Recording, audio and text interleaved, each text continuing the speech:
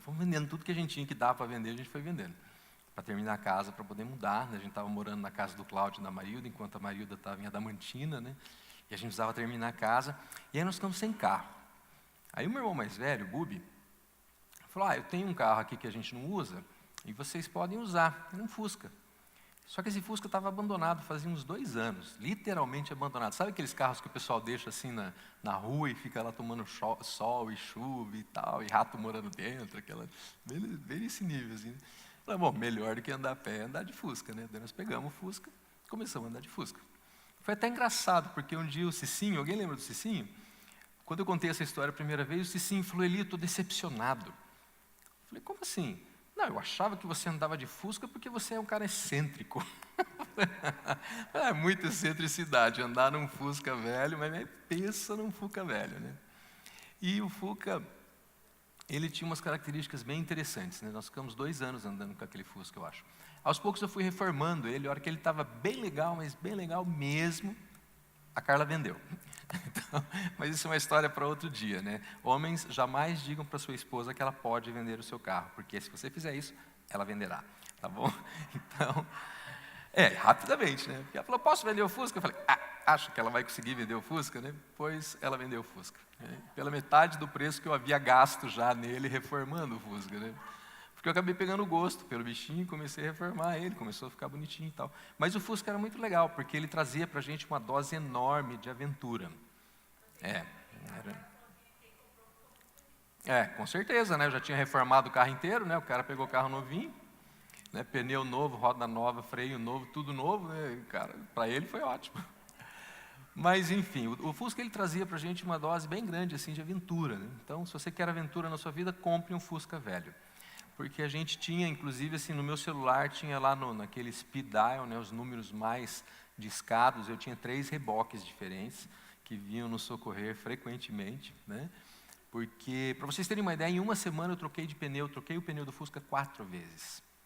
Porque o pneu era muito velho, ele estourava do nada, assim. Não sei porque um dia, sei lá, a gente colocou 11 pessoas dentro do Fusca, né, Victor? E aí o pneu estourou, né? Mas, assim, não sei se tem algo a ver com isso, mas, né, de qualquer maneira, aí o pneu estourava, aí eu estava enferrujado. E para tirar o bendito do pneu, olha.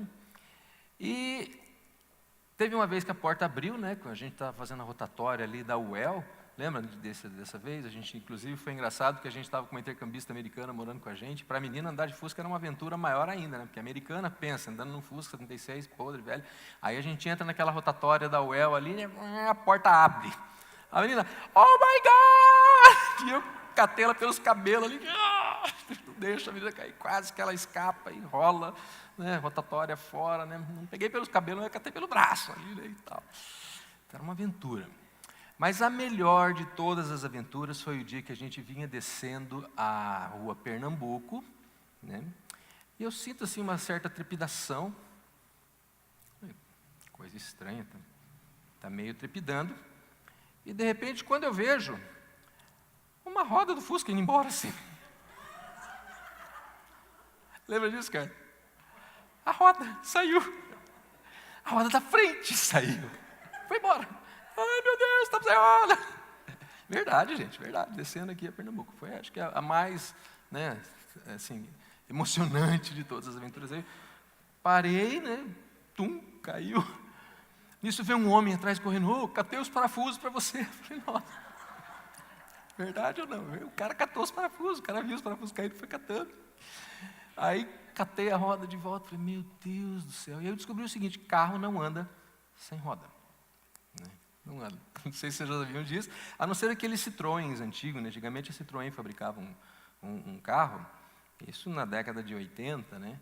Que a propaganda deles era que aquele carro andava com 3 rodas. E de fato, eles faziam os testes, tal, você podia tirar uma roda, ele tinha um equilíbrio que ele conseguia andar só com 3. Mas o Fusca não anda com 3 rodas, a maioria dos carros não andam com 3 rodas. Ou seja, com a roda fora do seu eixo, né, não dá para funcionar. A roda tem que estar no eixo, ela tem que estar conectada no carro para que ele funcione, para que ele rode. E o eixo, para que ele serve então? Homens, me ajude, para que serve o eixo do carro? Aonde vai presa ali as rodas? Para que serve o eixo? Vamos lá.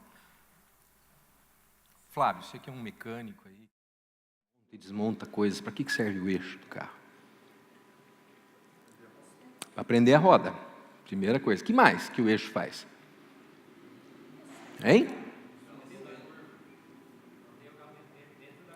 Ele dá direção. Muito bem, ele dá direção nas curvas, a roda estando bem presa, ela tem direção e tal. O que mais que o eixo faz? Mantém as rodas centralizadas. De onde vem a força do veículo? Vem da transmissão, certo? Transmissão é aquele eixo interior, ali no meio, que traz a força do motor até as rodas, né? Tem um diferencial que a gente chama, que se conecta ao eixo e faz girar. Quer dizer, o eixo também traz força. Tudo bem? Ou seja, um carro que não tem eixo, ele não tem força, ele não tem direção, ele não tem segurança. O que mais que o eixo tem? Tem mais uma coisinha que eu fiquei pensando, que também fica preso ali no eixo.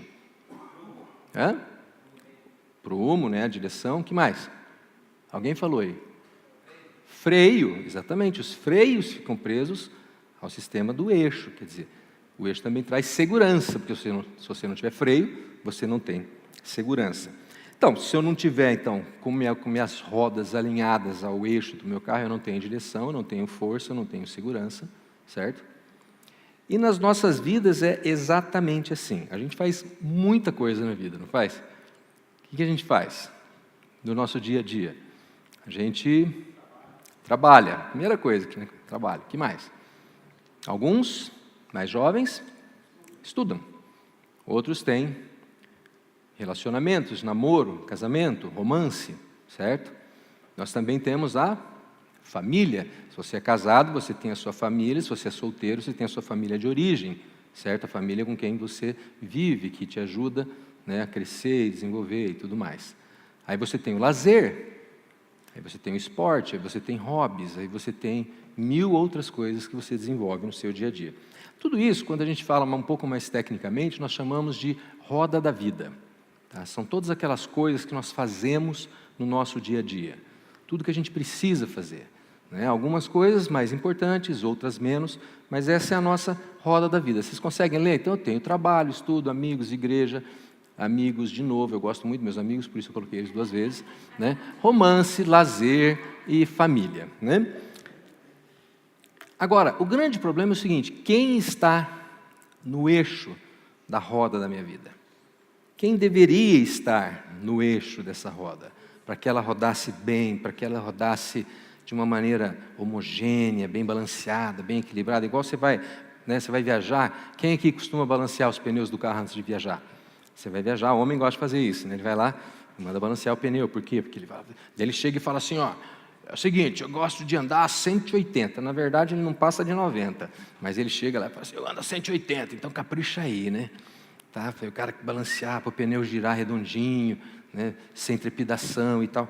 Quem precisaria estar aí no centro? E eu creio que todos nós sabemos e todos nós vamos falar que é Jesus. Beleza? Se nós tivermos Jesus no centro da nossa vida, nós conseguimos equilibrar tudo isso que acontece, que às vezes é o samba do crioulo doido, né? Ou aqueles, já viram aqueles malabaristas chineses que vão equilibrando aqueles pratos, né? Mais ou menos aquilo, né? Você está equilibrando tudo, você precisa de Jesus ali no centro para te ajudar a fazer esse equilíbrio. Só que na prática, será que ele está no centro? Porque para a maioria de nós, a vida está centrada no trabalho, tá? Para a maioria de nós. Tanto que quando eu perguntei quais são as coisas que nós fazemos, a primeira palavra que surgiu, e eu creio que a maioria de vocês pensou, foi trabalho. Trabalho. Ninguém pensou adorar a Deus, orar. Ninguém pensou isso. Agora, se eu transferir o eixo daqui para cá, essa roda vai funcionar? Vai funcionar ou não? Não vai funcionar, e eu não preciso ser um físico brilhante para perceber que não vai dar certo. Se você pegar uma roda, tirar o eixo dela do centro, não vai dar certo. E a nossa vida vira uma bagunça. Né? E muitos de nós vivemos essa bagunça, vivemos essa vida confusa, complicada, porque nós tiramos o nosso eixo do centro, que deveria estar em Jesus, e colocamos em outra coisa. Colocamos no trabalho, ou no estudo, ou às vezes até na família. Não, mas a minha família é mais importante. Sim, mas se você não estiver centrado em Deus, nem para a tua família você vai poder oferecer o teu melhor. Porque é dele que vem a força, que vem a direção, que vem a segurança. Tudo que o eixo fornece vem de Jesus. Então não faz sentido você tirar Jesus do centro, não é? Bom, a boa notícia é que nós não somos os primeiros a lidar com isso, né? O próprio Jesus tratou disso várias vezes nos seus evangelhos, e é um texto muito significativo, bem no finalzinho da Bíblia, lá no Apocalipse, quando ele fala da importância disso tudo. Na revelação do Apocalipse é muito interessante. Apocalipse 3, né, uma das cartas que ele escreve para as igrejas, né? Mas eu quero começar pelo finalzinho do texto, nós vamos inverter a ordem, vamos começar pelo final, por um dos versículos mais utilizados no evangelismo. E é muito engraçado, porque apesar desse versículo ser muito utilizado no evangelismo, para evangelizar pessoas não cristãs, ele é um texto que foi escrito para os cristãos. E eu tenho certeza que vocês sabem esse texto de cor. Quer ver só? Todo mundo conhece, né? Eis que estou à porta e bato. Se alguém ouvir a minha voz e abrir a porta, eu entrarei, cearei com ele e ele comigo. E é claro, você pode usar esse texto para evangelizar. Jesus está batendo a porta do seu coração e tal. É um texto lindo, muito importante. Mas Jesus fala isso para a igreja de Laodiceia. Mas como assim? Como que Jesus está falando para uma igreja que aparentemente, se você ler o texto, você vai ver que é uma igreja dinâmica, uma igreja rica, uma igreja poderosa, uma igreja orgulhosa dos seus feitos, uma igreja que talvez tinha luz e projetores e moving heads e não sei o quê, computadores e ministério infantil e tal. E Jesus vira para essa igreja e fala assim: olha, o negócio é o seguinte, eu estou lá fora batendo na porta. Como assim? Você quer entrar na igreja esperando alguém abrir a porta dessa igreja para você? Como que isso pode acontecer? Como que isso pode acontecer? Vamos dar uma olhada no contexto. O texto começa dizendo assim, Jesus fala, manda para aquela igreja a seguinte mensagem: eu conheço suas obras, quer dizer, eu sei o que vocês estão fazendo, mas eu sei que não é frio nem quente. Vocês são mornos. São mornos, estão em cima do muro. Melhor seria que você fosse frio ou quente. Assim, porque você é morno, não é frio nem quente, estou a ponto de vomitá-lo da minha boca. Veja que ele fala, estou a ponto. Ele não fala, vou vomitá-lo, nem vomitei você. Ele fala, estou a ponto. É um aviso. Estou a ponto de vomitá-lo. Você diz, estou rico, adquiri riquezas e não preciso de nada. Por isso que a gente presume que é uma igreja poderosa, uma igreja rica, uma igreja que está com tudo em cima e que se acha. Não reconhece, porém, que é miserável, digno de compaixão, pobre, cego e que está nu. Então, esse é o retrato de uma igreja onde Jesus não é o eixo. Jesus não está no centro daquela roda da vida. Possivelmente a riqueza, o dinheiro, ou o poder, ou o status, ou alguma outra coisa esteja no centro daquela igreja. E aí, o que Jesus fala? Vocês acabam ficando mornos, você não está nem quente, nem frio. E eu não quero isso, eu estou a ponto de pôr vocês para fora. Isso acontece quando a gente permite que outras coisas ocupem o lugar que deveria ser de Jesus. Quando a gente coloca outras coisas boas, o trabalho é importante, o estudo é importante, família é super importante, não há dúvida. Teu casamento, muito importante. Mas quem deveria estar no centro, quem deveria ser a sua força motriz, a sua segurança, a sua direção, é Jesus. E nada dessas outras coisas. E eu sei que é uma palavra dura, uma palavra pesada para um domingo de manhã, mas basicamente o que Jesus está falando assim, acorda para a vida. Preste atenção no que está acontecendo. E é muito legal, e Jesus é muito misericordioso e amoroso, porque ele não para na bronca, ele não termina aí, que ali é uma palavra dura, você é miserável, digno de compaixão, pobre, cego, está nu. Fala, nossa, Jesus está Mas Jesus continua e ele dá uma solução para tudo isso. Ele fala, mas eu dou esse conselho. Qual é o conselho? Compre de mim, adquira de mim, obtenha de mim ouro refinado no fogo, e você se tornará rico. Compre roupas brancas e vista-se para cobrir sua vergonhosa nudez. E compre colírio para ungir os seus olhos e poder enxergar. Jesus dá a receita para resolver o nosso problema. Como que a gente lida com isso? 3 coisinhas que ele fala que a gente deve adquirir dele. Então, primeiro, o ouro refinado no fogo. Esse ouro refere-se à única moeda que tem valor na eternidade. A única moeda que tem valor na eternidade. Alguém sabe qual é? Eu vou dar uma dica para vocês. Ainda que eu fale a língua dos homens e dos anjos, se eu não tiver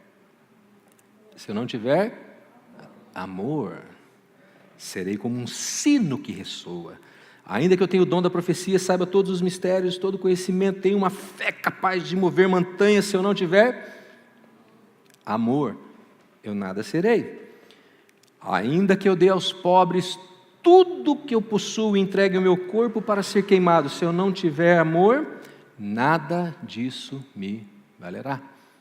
O ouro refinado pelo fogo que Jesus se refere aqui é o amor que vem dele. É o amor. A coisa mais importante que nós precisamos ter é amor. Não é dinheiro, não é riqueza, não é status, não é poder, não são títulos, não são diplomas, mas é o amor. Então, para nós sermos cristãos quentes, efervescentes e não mornos, nós precisamos estar, como Paulo diz, alicerçados no amor de Cristo. Paulo ora por isso, ele fala, eu oro para que estendo arraigados e alicerçados em amor. Ele não fala em estratégia, em planejamento, em recursos financeiros ou tecnológicos, programas sociais.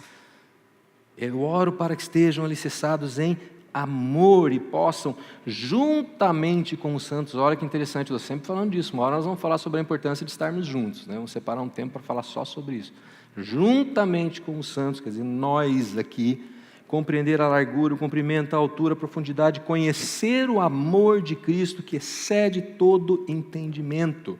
Para quê? Para que vocês sejam cheios de toda a plenitude de Deus. Paulo está resumindo tudo isso numa passagem só. Nós precisamos nos alicerçar no amor de Cristo. Receber esse amor, compreender esse amor, saber, eu sou filho amado. Eu sou amado e por isso eu posso amar as pessoas. Eu posso amar, porque eu recebo esse amor, E agora, eu pratico esse amor, porque amar significa agir. Aquele que ama, faz. Né? No comecinho do ano eu fiz uma série inteira sobre isso, lembra? Quem ama, faz. Essa semana nós passamos por uma situação muito trágica, né, Carla? Nós soubemos do suicídio de um jovem que era nosso aluno. E para nós, assim, foi uma experiência bem chocante, porque você fica assim, poxa, esse menino estava aqui, cresceu aqui dentro, e nós não percebemos. Então, você fala, mas a responsabilidade, não é uma questão de responsabilidade, mas sabe aquela dor de, será que a gente poderia ter feito algo? Né? Será que a gente poderia ter feito diferença na vida desse menino? Eu não o conhecia pessoalmente, mas eu fiquei inclusive com dó do professor dele. Falei, poxa, como é que esse professor está lidando com isso? Porque o menino estava ali, né, e passou despercebido. E aí a Carla e eu, a gente vem conversando, falando, poxa, nós precisamos fazer alguma coisa, porque nós amamos esses jovens, nós amamos essa geração, e a gente está vendo essa geração se perder cada vez mais. E nós vamos ficar olhando sem fazer nada? E só vamos dizer, vamos orar por eles. Sim, comece pela oração, mas depois faça algo em seguida. Comece pela oração e fala, Senhor, eis-me aqui, envia-me a mim. Como que eu posso fazer? O que eu posso fazer para ajudar? Esses dias, né, o Marcos não está aqui hoje, mas o Marco está fazendo um trabalho para nós de visitação nas escolas. Não sei se eu já contei essa história para vocês ou não, mas ele está indo nas escolas oferecer palestras e treinamentos e tal, como uma estratégia nossa de entrar nas escolas. E numa dessas escolas, o diretor, depois de algum tempo, depois de uma certa conversa, começou a se abrir um pouco mais, e o Marco falou: então, o que o senhor mais precisa que a gente venha aqui falar? E a gente falando assim de empreendedorismo, profissionalismo, carreira, esse tipo de coisa. O diretor da escola vira e fala: suicídio. E o Marco: como? Ele falou: suicídio. O nosso maior problema hoje é suicídio. Ele falou: a mídia não divulga, mas nós temos um índice de suicídio muito alto entre os adolescentes. Nós precisamos fazer alguma coisa. Nós precisamos fazer alguma coisa. Por isso, viu, rapaziada, que o Rush é tão importante. E nós precisamos investir no Rush, que é o nosso Ministério de Adolescentes. Aliás, abrindo um parênteses, precisamos de ajuda, né, rapaziada? Né, João, cadê o John? Né, John? Precisamos de ajuda, precisamos de voluntários, precisamos de gente que ame adolescente, que sinta no coração esse desejo de fazer diferença na vida deles. Porque essa moçada está sofrendo. E a igreja que ama faz algo a respeito. Então nós precisamos fazer algo, precisamos agir, precisamos brilhar aquela luz de Cristo que está em nós, que é o nome da nossa igreja, é a missão da nossa igreja. Por isso que a gente tem esse nome, Missão 5,16, que brilhe a luz de Cristo nas nossas vidas e as pessoas glorifiquem a Deus, não a nós. Não é? Nossa, que igreja bacana, que igreja descolada, que igreja moderna. Não, como Deus é maravilhoso. É isso que a gente quer. É isso que a gente quer. Então a pergunta hoje para vocês é: em que área da sua vida você está sendo chamado a agir e a demonstrar, através da sua ação, o amor de Cristo?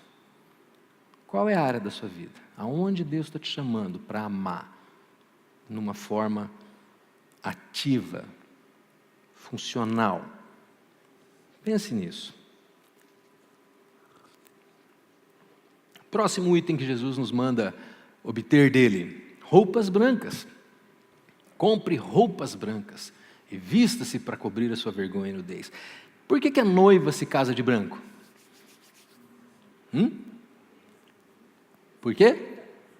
Pureza, né? Pureza. As roupas brancas simbolizam pureza. Jesus quer desenvolver em nós um coração puro, uma vida de santidade. Sim, em Jesus nós somos santos, nós temos a santidade de Cristo em nós.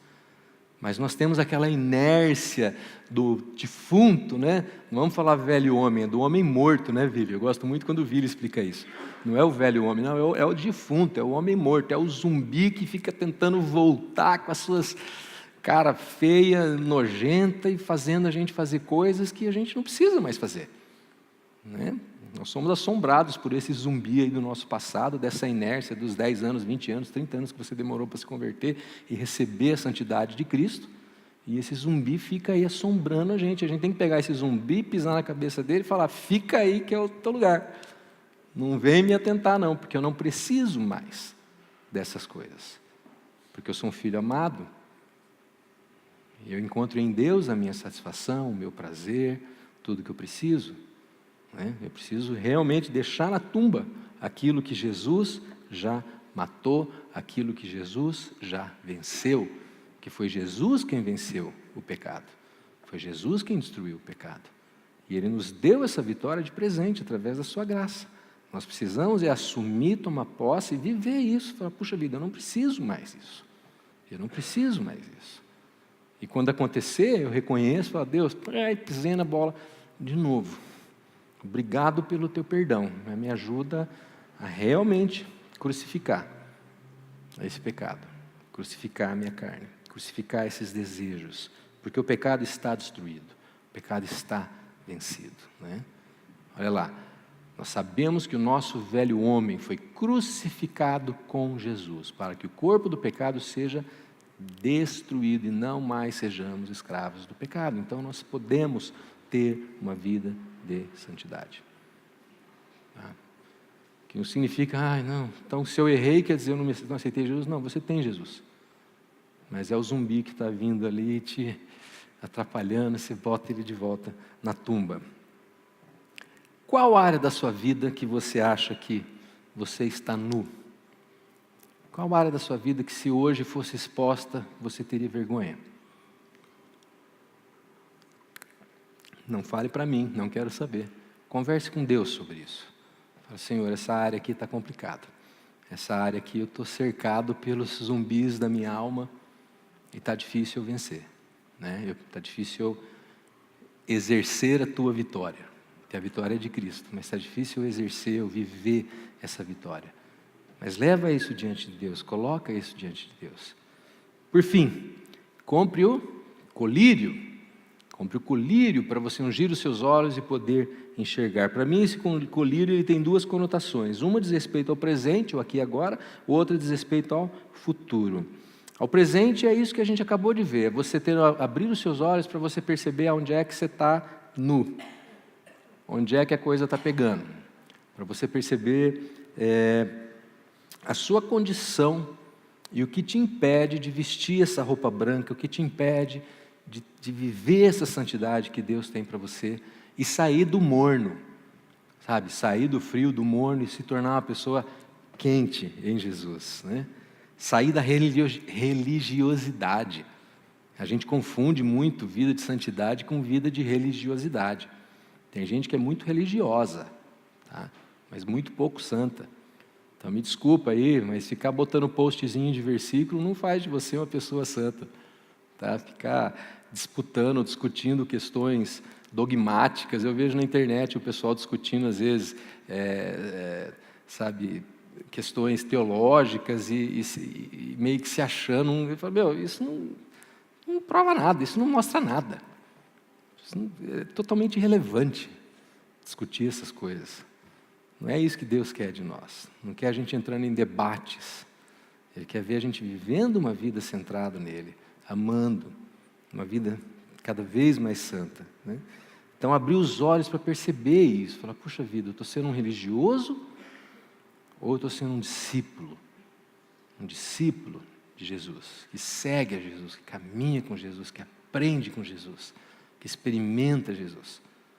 Ou eu fico só repetindo jargões religiosos e cumprindo ritos e, enfim. Tá? A segunda coisa diz respeito ao futuro. Você precisa do colírio para abrir os seus olhos e para ver o que mais Deus tem para você. Visão. Visão. Veja, aquela igreja a quem Jesus se refere, ela estava focada no quê? Na roda da vida dela. Na riqueza, no poder, no status. E nós estamos focados no quê? Você está focado no quê? Jesus está dizendo para aquele pessoal, abra os seus olhos. Há muito mais para vocês. Há muito mais. Por que vocês estão focados aí no seu dia a dia quando há tanto mais para vocês? Você precisa abrir o olho. Você precisa deixar cair essas escamas. Há um infinitamente mais à sua disposição. À sua disposição. Mas para vê-lo, você precisa do colírio. Abrir os olhos. Como eu falei para vocês no começo, ano passado, a Carla e eu, a gente estava num congresso lá na Argentina, e uma certa doutora lá estava falando sobre felicidade. Eu achei muito interessante, uma senhora, claramente não cristã, falando sobre felicidade, E eu fiquei ali curioso, onde é que isso aí vai chegar? Porque eu quero ver como que ela vai falar de felicidade sem Deus, Aí ela foi falando, tem que ter isso, tem que ter aquilo, tem que ter não sei o quê e tal. Tudo os pré-requisitos para uma vida feliz, E ela falando isso num contexto empresarial, onde nós, diretores, tínhamos que prover todas aquelas coisas para os nossos funcionários se tornarem mais felizes e viverem melhor. E trabalharem melhor e darem mais resultado, Interessante. E eu ali curioso, Como que, eu pensando, Até comentei com a pessoa que estava do meu lado, com a Joilce. Falei, isso é muito interessante, mas sem Deus não dá, Porque ela estava sempre na roda da vida. Em todas aquelas coisas da roda da vida, mas na roda da vida, só na roda da vida, você tem muito mais problema do que felicidade, Então, para minha surpresa, ao final, em um dos itens, assim, ela passou muito rapidamente, não parou para discutir, mas lá no finalzinho, entre todos aqueles outros itens, ela falou fé. Que para ser feliz é preciso fé. Tudo bem que ela não parou para discutir o assunto, Mas ela mencionou. E eu achei interessante, falei, puxa vida, uma pessoa secularizada, uma doutora, acadêmica, reconheceu que é preciso fé.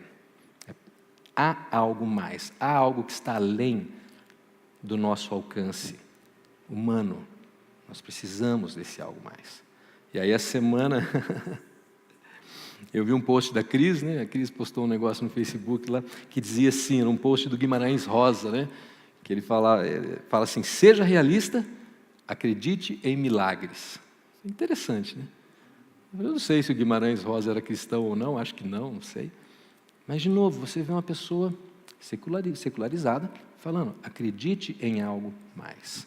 Acredite em algo mais. E nós, cristãos, muitas vezes não reconhecemos que há algo mais à nossa disposição, que há algo maior, que há um milagre, que há o inalcançável para nós, para o qual nós precisamos de Deus.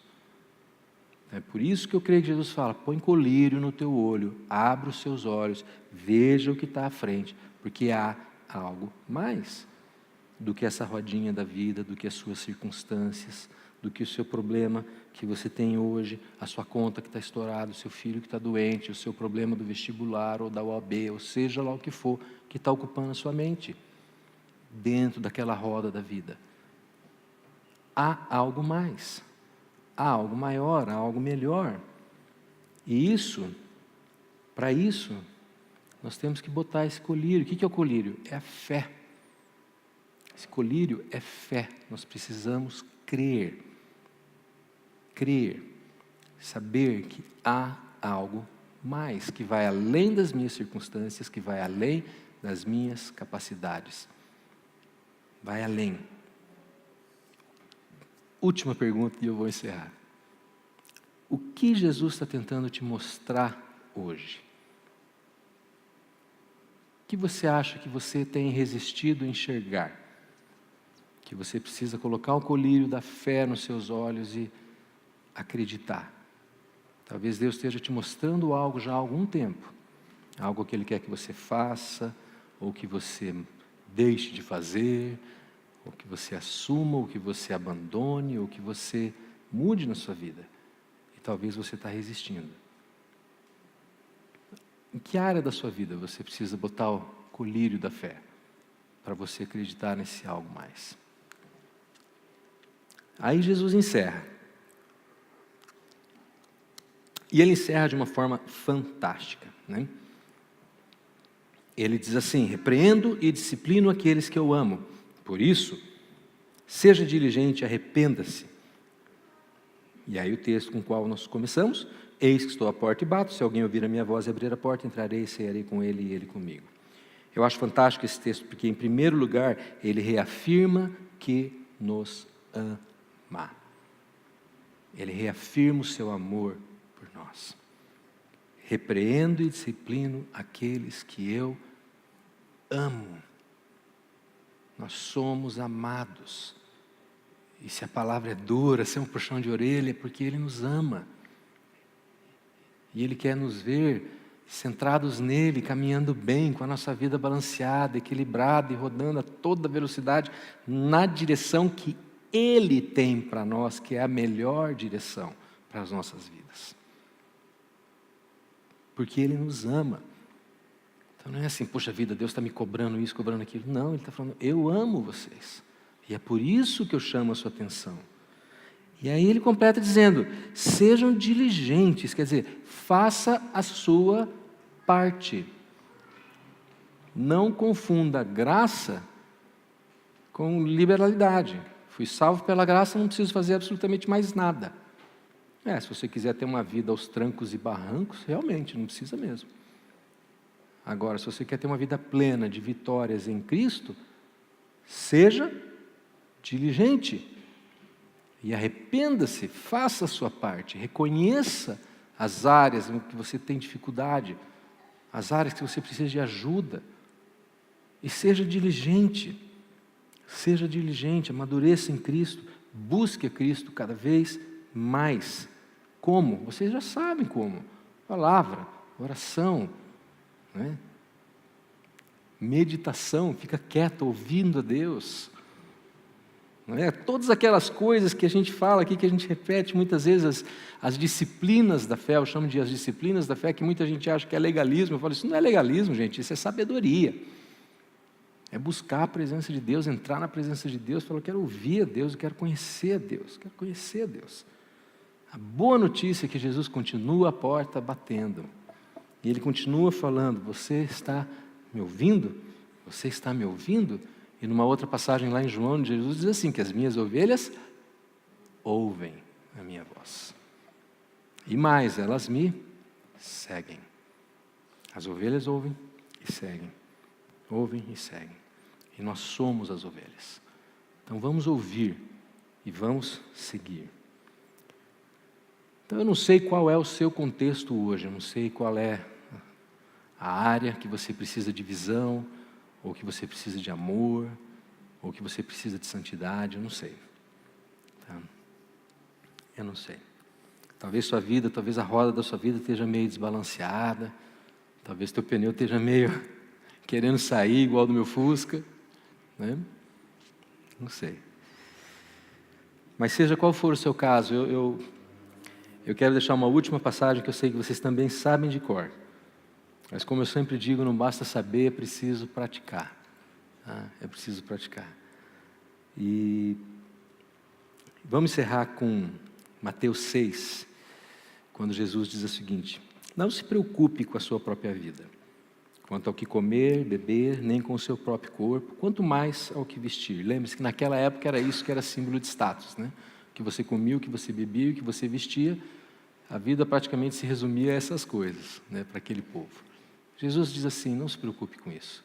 Se fosse hoje, talvez ele ia falar, não se preocupe com a marca do seu carro, da sua moto, aonde você mora, que shopping você faz compras ou para onde você viaja. Não se preocupe com isso.